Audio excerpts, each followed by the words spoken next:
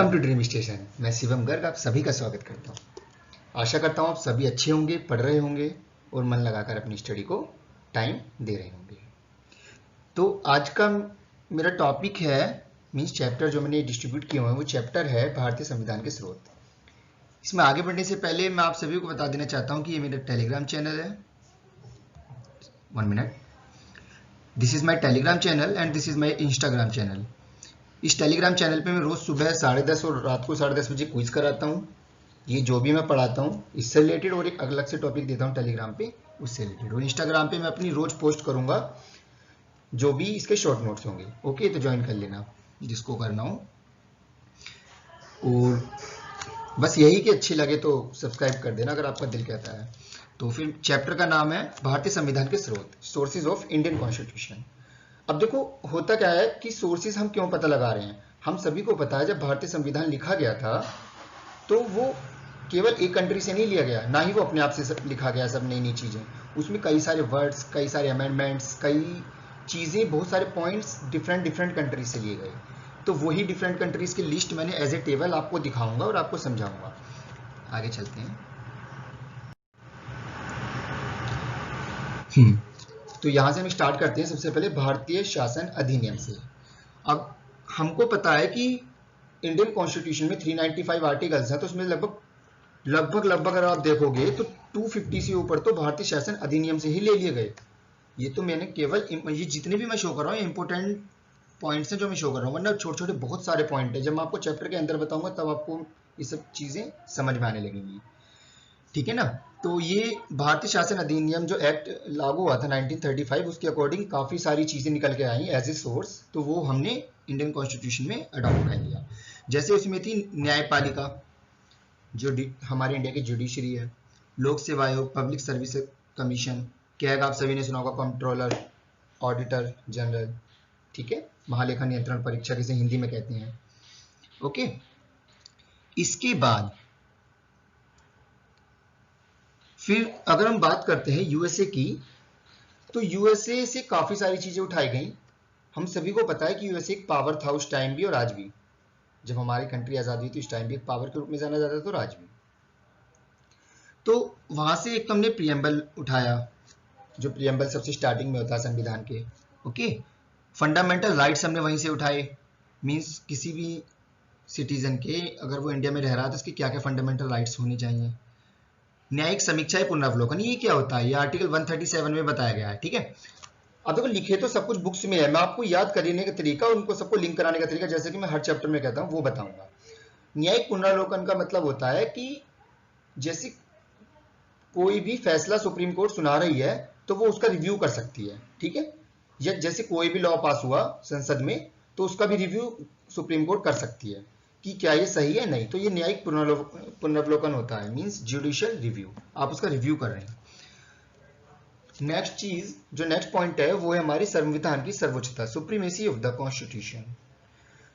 हमारा कॉन्स्टिट्यूशन सबसे ऊपर है। हम कोई भी बात या कोई भी रूल्स फॉलो करने की बात जब भी करते हैं तो हम तभी कहते हैं कि क्या ये संविधान से रिलेटेड है या नहीं है, तो वो चीजें। ओके, तो इसके लिए एक चीज जरूरी, ये पेन कहाँ गया यार, सॉरी। तो इसके लिए एक चीज जरूर ध्यान रखना, ये आर्टिकल 137 बहुत इंपॉर्टेंट आर्टिकल है, ठीक है। वैसे तो सारे इंपोर्टेंट है, जितने भी मैं आपको बताऊंगा सब इंपोर्टेंट चीजें ही बताऊंगा। इसके नेक्स्ट है संविधान की सर्वोच्चता, ये मैंने आपको बता दी है। निर्वाचित राष्ट्रपति, राष्ट्रपति का निर्वाचन कैसे होता है, ये यूएसए से लिया हमने। महाभियोग, हाँ ये क्या होता है, ये आर्टिकल 61 में है। महाभियोग जो होता है ये होता है एक्चुअल में, इसे आप दोषारोपण भी कह सकते हैं, दोषारोपण। ओके, अब आपको पता है कि दोष का मतलब होता है क्या, किसी का इल्जाम लगाना। अब आप इसमें ये कहोगे कि अगर हम मान लीजिए अगर जो हमारे राष्ट्रपति हैं जैसे इस टाइम रामनाथ कोविंद जी हैं, अगर वो कोई भी गलत काम करते हैं, गलत काम मीन्स वो संविधान से रिलेटेड नहीं करते हैं, वो गैर संवैधानिक काम कोई भी करते हैं और संसद उसे हटाना चाहती है, तो उसमें महाभियोग लगाकर आर्टिकल 161 के तहत, सॉरी आर्टिकल 61 के तहत हम उसे हटा सकते हैं। ओके, नेक्स्ट पॉइंट, सर्वोच्च न्यायालय एवं उच्च न्यायालय के न्यायाधीश को हटाना। ये भी हमारे कॉन्स्टिट्यूशन में लिखा हुआ है, ये हमने यूएसए से लिया था कि हम चाहे तो removal of supreme court and high court के जजेस को कर सकते हैं।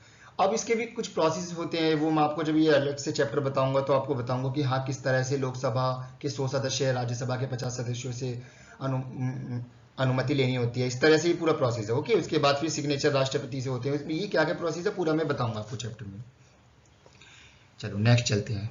आपका भारतीय शासन अधिनियम हो गया और यूएसए हो गया, ठीक है।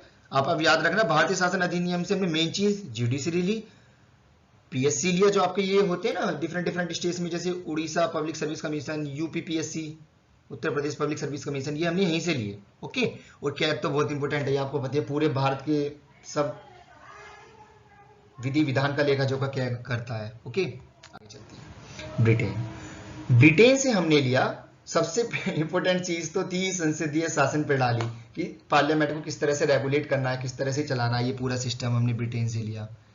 ठीक है, ये क्लियर होना चाहिए। ब्रिटेन से हमने संसद की प्रणाली ली क्योंकि ब्रिटेन वालों ने ही हम पे राज किया था, तो सबसे काफी मेन चीज हमने ब्रिटेन से भी उठाई। मंत्रिमंडल की पूरी व्यवस्था की, कैबिनेट किस तरह से अरेंज होगी, कौन मिनिस्टर कैसे होगा, ये सब चीजें।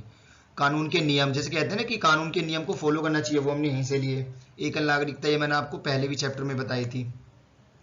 ओके, और बाइकैमरलिज्म क्या होता है? द्विसदन मीन्स हमारे दो सदन माने जाते हैं ना, राज्यसभा लोकसभा, उच्च सदन और निम्न सदन, तो ये द्विसदन की प्रणाली हमने ब्रिटेन से ली। Clear to everyone? तो बाइकैमरलिज्म अगर आप कहीं भी सुनते हो तो घबराना मत, इंग्लिश वालों, ये आपके लिए ज्यादा कह रहा हूँ।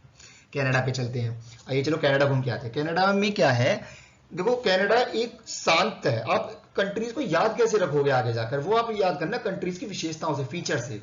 जैसे यूएसए में क्या था, यूएसए एक पावरफुल कंट्री है, यूएसए में जुडिशरी सबसे ज्यादा पावरफुल है। ठीक है, तो हमने वहां से जुडिशरी पिकअप की। Are you getting my point? USA में जुडिशरी, वहां के लोग फंडामेंटल राइट्स काफी फॉलो करते हैं, तो हमने फंडामेंटल राइट्स यूएसए से लिया। ब्रिटेन में क्या है, एक रूल्स होता है, जैसे आपने देखा होगा, मतलब एक बड़ा कोई शासक होता है, वो नीचे वालों पर रूल करता है, ब्रिटेन में सबसे ज्यादा होता है, तो इसलिए हमने संसदीय शासन प्रणाली जो कि लोगों पर रूल कर सके, मंत्रिमंडल की व्यवस्था, कानून, ये सब चीजें ने ब्रिटेन से लिया। ऐसे लिंक करना, ठीक है। अब आते हैं कनाडा पर। कनाडा में एक यूनिटी है, वो चाहता है कनाडा कि सब मिलके काम करें। कनाडा के अंदर आपने अब भी देखा होगा ये तो कनाडा से हमने ली फेडरल सिस्टम। फेडरल सिस्टम मैंने आपको पहले भी बताया था, फिर मैं आपको बता देता हूं। फेडरल सिस्टम होता है केंद्र और राज्यों का आपस में मिलजुल कर काम करना, ठीक है, सेंटर और स्टेट्स का मिलजुल कर काम करना। तो शक्तियों का वितरण भी यही है कि केंद्र को कुछ शक्तियां दी जाती हैं, सेंटर को कुछ शक्तियां दी जाती हैं, ये तो आपको बता दिया। केंद्र को कुछ शक्तियां दी जाती हैं और सेंटर को शक्तियां दी जाती हैं, उनका डिस्ट्रीब्यूशन करना। और जो बाकी बच गई पावर, जैसे कुछ पावर ऐसी होती है स्टेट्स और सेंटर में बंटने के बाद भी बच जाती हैं, तो वो किसके पास चली जाती हैं? केंद्र के पास। ये सॉरी, ये गलत लिखा गया है, स्टेट नहीं होगा, ये केंद्र होगा। 1 मिनट। तो ये कनाडा के अंदर लिखा गया है कि अगर कोई भी पावर बच जाती है तो वो किसके पास जाएगी? केंद्र के पास। आपने देखा होगा केंद्र ज्यादा पावरफुल माना जाता है। Is it clear to everyone? ये केंद्र, ये पेन क्यों नहीं चल रहा है? शिट शिट शिट, सॉरी, ये स्टेट नहीं है, ये केंद्र को इंग्लिश में कहते हैं सेंटर। सेंटर, अभी माउस भी नहीं आ पा रहा लॉकडाउन की वजह से। सेंटर, ठीक है। आयरलैंड पे आते हैं। आयरलैंड से हमने लिया डीपीएस भी, आप सभी ने सुना होगा, राज्य के नीति निर्देशक तत्व, directive principle of state policy. ये सिंपल वही है, तो जो राज्य को रूल बताए जाते हैं, मैंने आपको पहले भी समझाया था, इसका आगे भी समझाऊंगा और अब भी समझा रहा हूँ। चीजें बार बार बताता रहूंगा तो आपको ये रिवीजन हो के क्लियर हो जाएंगी। डीपीएसपी वही जो राज्यों को नियम दिए जाते हैं, लेकिन ये इनकी याचिका दायर नहीं की जा सकती सुप्रीम कोर्ट में, मैंने पहले भी बताया था। डीपीएसपी वो चीजें होती हैं। अब आते हैं, पॉइंटर ले लेता हूं, अब आते हैं अगले पॉइंट पे। 12 सदस्यों का नामांकन राज्यसभा के लिए। हम सभी को पता है कि राष्ट्रपति 12 सदस्य नॉमिनेट करते हैं, ठीक है, मनोनीत करते हैं। मनोनीत का मतलब होता है कि आप देखो, इलेक्शन तो होता है, जनता चुन रही है, उसमें इलेक्शन में वोटिंग हुई। नॉमिनेशन में क्या होता है कि कोई बड़ी पावर उनका नाम उनकी एक्सपर्टाइज या स्किल्स की वजह से नॉमिनेट करता है कि देखो ये सदस्य इसके लिए चुना जाता है। तो 12 सदस्य राज्यसभा के लिए चुने जाते हैं, सभी को पता होगा। तो ये आयरलैंड से लिया गया था, ठीक है। राष्ट्रपति के चुनाव की जो भी प्रक्रिया है, ये भी आयरलैंड से ली गई थी। अब आते हैं साउथ अफ्रीका में। राज्यसभा के सदस्यों का चुनाव, आपको पता है कि राज्यसभा के सदस्यों का जो चुनाव होता है वो प्रत्यक्ष रूप से नहीं होता, अप्रत्यक्ष रूप से होता है। अब अप्रत्यक्ष रूप क्या होता है? ये इनडायरेक्ट वे। अब अप्रत्यक्ष रूप क्या होता है कि देखो हमें पता है कि जनता जो है वो लोकसभा के सदस्यों को चुनती है, आपको पता है हर 5 साल में इनडायरेक्ट, ओके, या ई हो आएगा आपको पता है कि हर 5 साल में लोकसभा के चुनाव होते हैं, तो उन लोकसभा के सदस्य और कुछ विधायक वगैरह मिलकर ये सब राज्यसभा के सदस्यों को चुनते हैं, तो अप्रत्यक्ष रूप हुआ ना ये। नेक्स्ट, संविधान के संशोधन की प्रक्रिया।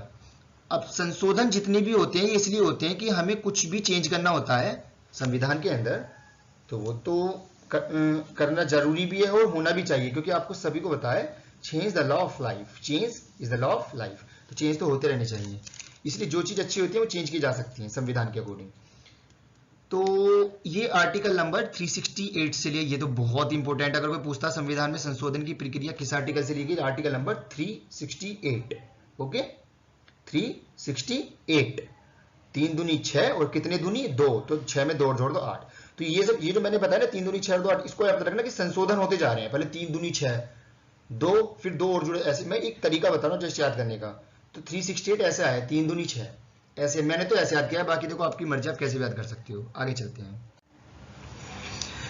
फ्रांस से हमने क्या किया, चलो फ्रांस घूम के आते हैं। फ्रांस की कैपिटल सभी को पता होगी पेरिस, और it's my favourite place, okay France घूम के आते हैं जिसमें एफएल टावर भी है।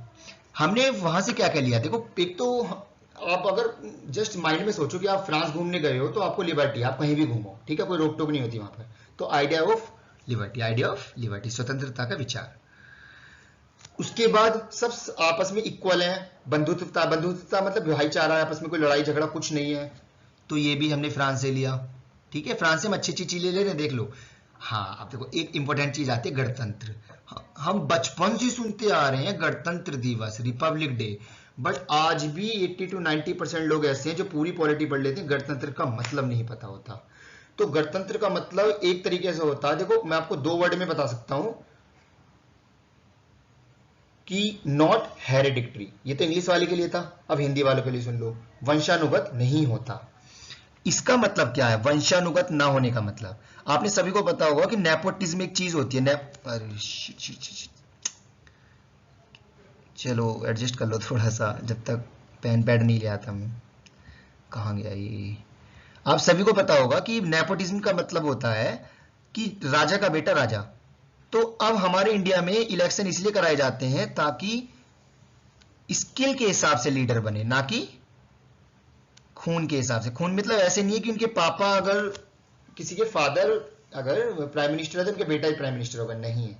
अगर ऐसा होता तो फिर तो इलेक्शन का कोई काम ही नहीं था, ये पहले हुआ करता था, आपको पता होगा जब मुगल शासन से या उससे भी पहले, मतलब ये प्रक्रिया पहले चलती हुई आती थी नेपोटिज्म की। लेकिन अब ये नेपोटिज्म को भाई भतीजावाद कहते हैं क्योंकि भतीजा ही बन गया, लेकिन मैं बोलना चाह रहा हूँ वंशानुगत मीन्स ऐसा नहीं होगा कि उसका बेटा ही बनेगा, जैसे ऐसे होता था उसमें कि बाबर का बेटा हुमायूं का बेटा अकबर का बेटा जहांगीर का बेटा शाहजहां का बेटा औरंगजेब, ऐसे नहीं होगा, ठीक है। ये गणतंत्र कहता है। तो गणतंत्र का मतलब आज आप समझ लो, गणतंत्र हमारा लागू कब हुआ था, संविधान लागू कब हुआ था, जिस दिन हम गणतंत्र दिवस मनाते हैं, वो हुआ था 26 जनवरी 1950, ठीक है। ये मैंने आपको पहले भी बताया था पहले चैप्टर में। अब आते हैं ऑस्ट्रेलिया पे। ऑस्ट्रेलिया से हमने सीखा, देखो ऑस्ट्रेलिया व्यापारी बहुत है और उसे क्या है कि ज्वाइंट सेशन, मतलब आप जस्ट याद करने का तरीका बता रहा हूं, ठीक है, ज्वाइंट सेशन रखने का बहुत ज्यादा शौक है उसे। तो ये चीज देखो इंपॉर्टेंट है, तो मैं सबसे पहले बता देता हूँ ज्वाइंट सेशन।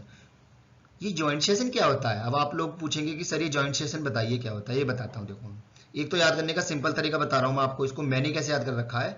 108 आर्टिकल आपने सुना होगा, 108 दानों की माला होती है, सब जपते रहते हैं, ऐसे सुना है ना, वो सन्यासी लोग या कुछ लोग होते हैं ऐसे 108 की माला। तो ये लोग क्या करते हैं कि सबको साथ में बिठा लेते हैं, आ जाओ बैठो हम माला जपते हैं, 108 माला जपते हैं ऐसे करके, ठीक है। तो मैंने ऐसे याद किया हुआ है। तो वो जो माला जप रहे हैं 108 की, तो उसमें क्या सबको साथ में बिठा लिया। ये सबको साथ में बिठाने को ही हम संयुक्त अधिवेशन या संयुक्त सत्र कहते हैं। सबको साथ में बिठाने का मतलब ये है कि देखो अगर कोई बिल लोकसभा या राज्यसभा में पारित नहीं हो रहा है, ध्यान से सुनिएगा इसको, अगर कोई बिल कोई विधेयक पास नहीं हो रहा है लोकसभा या राज्यसभा में, तो राष्ट्रपति को शक्ति दी गई है, मैं राष्ट्रपति की शक्तियों में भी बताऊंगा आपको, कि वो लोकसभा और राज्यसभा को दोनों को बुलाकर कि आओ बेटो आओ बैठो सामने बैठो, दोनों को साथ में बिठाकर एक संयुक्त अधिवेशन लेते हैं और वो बिल पास करा सकते हैं। उनको शक्ति दी गई, उनको काफी शक्तियां दी गई राष्ट्रपति को, मैं बताऊंगा। अब ये समवर्ती सूची पे आते हैं जी। समवर्ती सूची क्या होता है, समवर्ती सूची, देखो तीन तरह की सूची होती है, केंद्र सूची, राज्य सूची, समवर्ती सूची। केंद्र सूची केंद्र के लिए बनाए जाते हैं रूल्स, राज्य सूची राज्य के लिए बनाए जाते हैं, समवर्ती सूची में दोनों के होते हैं। कुछ विषय ऐसे होते हैं जो केंद्र और राज्य से मिले हुए होते हैं, ठीक है, तो वो समवर्ती सूची में आता है, उसे कंकरेंट लिस्ट बोलते हैं। तो ये भी हमने ऑस्ट्रेलिया से लिया। ओके, अब आते हैं व्यापार की स्वतंत्रता। व्यापार की स्वतंत्रता, ये कंकरेंट लिस्ट जो है ना, इसको शेड्यूल 7 में, देखो ये मैं लिखना भूल गया था, मेरे पेन यार परेशान बहुत कर रहा है।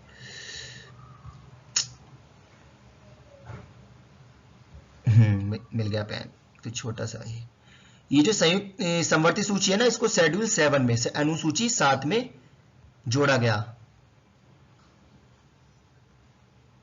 अनुसूची 7 में लिखा गया। पहले 8 अनुसूची थी, तो इसमें 7वीं अनुसूची समवर्ती सूची की थी। ओके, और 8वीं जी तो लैंग्वेज की थी, वो मैं आपको बताऊंगा।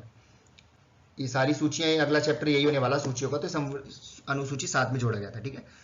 अब आते हैं व्यापार की स्वतंत्रता, ये हमने ऑस्ट्रेलिया से लिया। अब जर्मनी में चलते हैं, जर्मनी घूम के आते हैं। ओके, जर्मनी में से हमने केवल एक चीज ली कि अगर कोई इमरजेंसी पड़ती है, तो ये आई कहां से थी, ये हिटलर के टाइम से आई, क्योंकि हिटलर आपको पता है बहुत तानाशाह था उस टाइम पर। हिटलर तो सभी ने नाम सुना होगा, मुसोलिनी हिटलर का, तो वो तानाशाह था। तो उस टाइम पे इमरजेंसी जब होती थी, वो जनता के फंडामेंटल राइट्स तक निलंबित कर देता था, सस्पेंड कर देता था। तो हमने वहीं से लिए, बहुत इजीली याद हो जाएगा। कोई पूछता है कि इमरजेंसी के टाइम पर फंडामेंटल राइट्स को कब खत्म, मतलब खत्म कर देते हैं, तो ये हमने कहां से लिया, ये लिया हमने, यार आज ये पेन, ये हमने कहां से लिया, ये जर्मनी से लिया।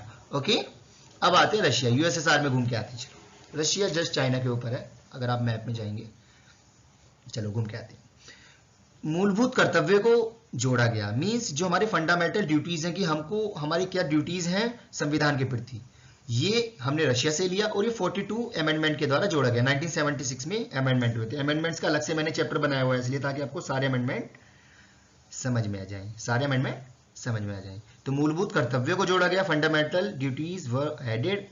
ओके, एंड नेक्स्ट इज प्रस्तावना में न्याय में आदर्श, प्रस्तावना के न्याय में आदर्श, यानी प्रियम्बल में कोई भी हम समझौता नहीं करेंगे। प्रियम्बल हम कुछ भी चेंज कर सकते हैं, प्रियम्बल चेंज नहीं कर सकते, ठीक है। हम प्रियम्बल में अमेंड कर सकते हैं, अमेंड मींस संशोधित कर सकते हैं उसे, लेकिन हम चेंज नहीं कर सकते प्रियम्बल।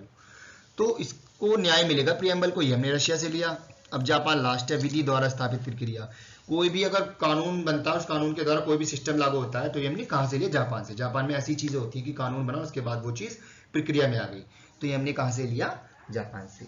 अब एक चीज ध्यान रखना, मैंने आपको बताया था कैग जो है वो भारत शासन अधिनियम से लिया गया, लेकिन कहीं कहीं कंफ्यूज करने के लिए होता है कि कैग के द्वारा किए गए कार्य, फिर से सुनना, कैग के द्वारा किए गए कार्य कहां से लिए गए।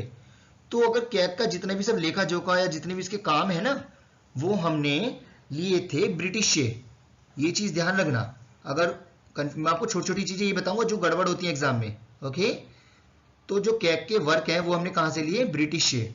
वो खाली कैग वर्ड कहां से कि हाँ, भारत के अंदर एक कैग होगा, ये कहां से लिया, भारत शासन अधिनियम से हमने ले लिया था। Is it clear to everyone? ऐसे तो बहुत सारे टॉपिक्स हैं जो हमने लिए थे और कंट्रीज से, एनी कंट्रीज से भी बहुत सारे टॉपिक्स लिए थे, लेकिन जो इंपॉर्टेंट है मैंने केवल वही आपको बताए हैं, ठीक है। जैसे मैं फिर से रिवाइज करा देता हूँ, ये लास्ट वाली जापान से लिया हमने कि कोई भी रूल बनेगा उसके हिसाब से प्रक्रिया होगी। रशिया से 2 लिए, प्रेम्बल में न्याय होगा, और मूलभूत कर्तव्य को रशिया के हिसाब से जोड़ा गया। जर्मनी से आपातकालीन के, ये तो आपको याद ही रहेगा। ऑस्ट्रेलिया से 3 चीजें लिए गई, ट्रेड आप आराम से कर सकते हो। समवर्ती सूची हमने ऑस्ट्रेलिया से लिया। संयुक्त अधिवेशन हमने ऑस्ट्रेलिया से लिया, ज्वाइंट सेशन, जो आर्टिकल नंबर 108 में दिया गया है, 108 में दिया गया। मैंने आपको 108 का वो भी बता दिया याद करने का तरीका, जिसको समझ में आ गया होगा शायद वो याद भी कर ले।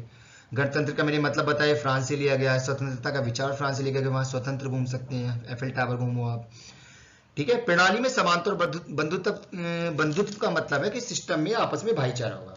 ओके, मैं आशा करता हूं आप सभी को एक एक चीजें समझ में आ गई होंगे। वैसे बहुत सारी चीजें और भी हैं, मैं बार बार बोल रहा हूं, कभी एक सर आपने ये नहीं बताया, लेकिन जो इंपॉर्टेंट चीजें मैंने वही बताई। थैंक यू सो मच मेरा चैनल का लेक्चर सुनने के लिए। और इसमें मैं सारे लिंक आप नीचे देखना, इसी में मैं लिंक कर दूंगा पुराने जितने भी लेक्चर्स मैंने लिए हुए हैं। तो जिसने पुराने लेक्चर ना देखे हों वो पहले पुराने लेक्चर देखना, तभी चीजें लिंक होती जाएंगी आगे तक, ठीक है। सिलेबस की सबसे पहले मैंने वीडियो बनाई थी, उसके बाद फिर मैंने कॉन्स्टिट्यूशन की असेंबली पे वीडियो बनाई, उसके बाद मैंने फीचर्स पे बनाई, और now this is the third video. और ये मेरा Telegram channel dream station official, इसका लिंक भी मैं नीचे प्रोवाइड करा दूंगा। डायरेक्ट आप क्लिक करोगे तो आप टेलीग्राम से कनेक्ट हो सकते हो, जहां मैं रोज क्विज लेता हूँ। मेरे लेक्चर को सुनने के लिए धन्यवाद। Thank you so much.